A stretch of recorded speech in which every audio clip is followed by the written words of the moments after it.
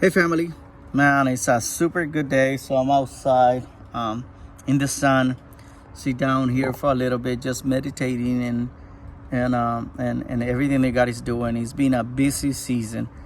We have impacted our community in a great way, and Toys for Joy is coming up, and that's going to be one of the biggest events that we have.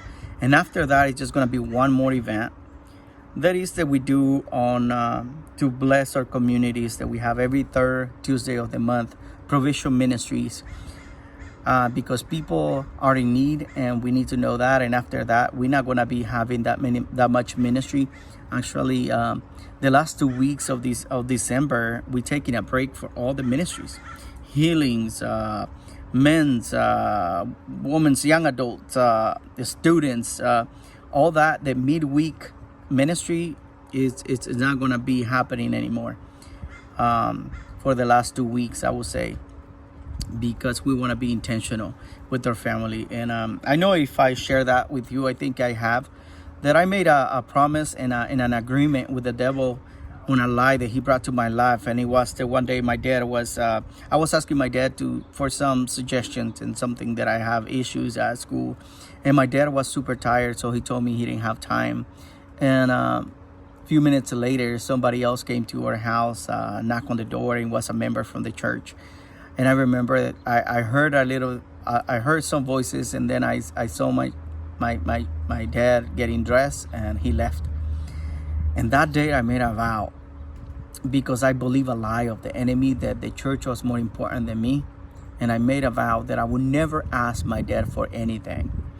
And that prompted me to take the decisions when I was 13, 14, that to run away from home, because I didn't want to live in that house, because the church took my parents.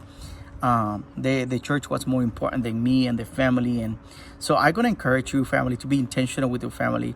As I mentioned in the beginning, God established the family and even give this assignment to Adam and Eve to multiply. And then we see with Noah, everything was done in the flood except for their kids. God wants us to start in our families, to the ministry, to the assignment that he wants us to have.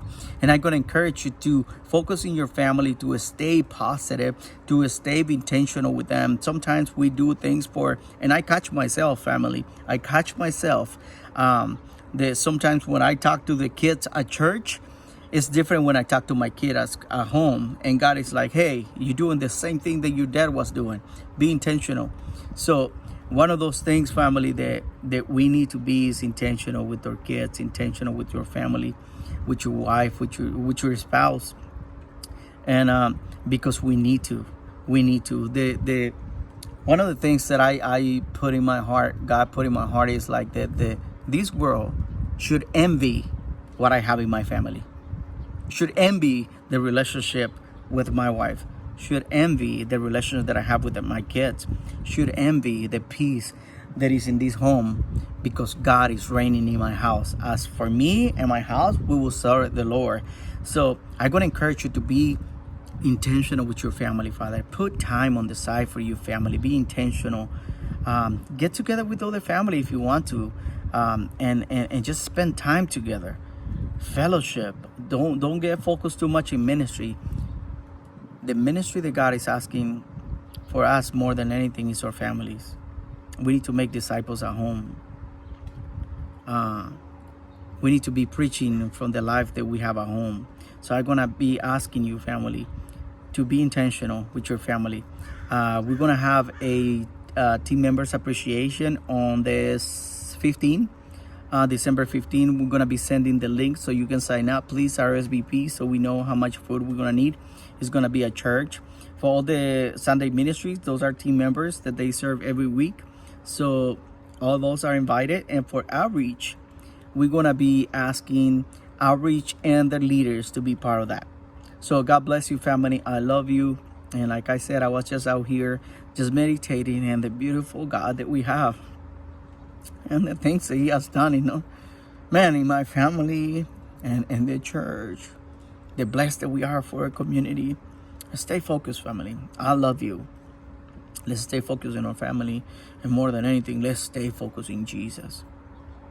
He's the one who makes the difference in our life. God bless you.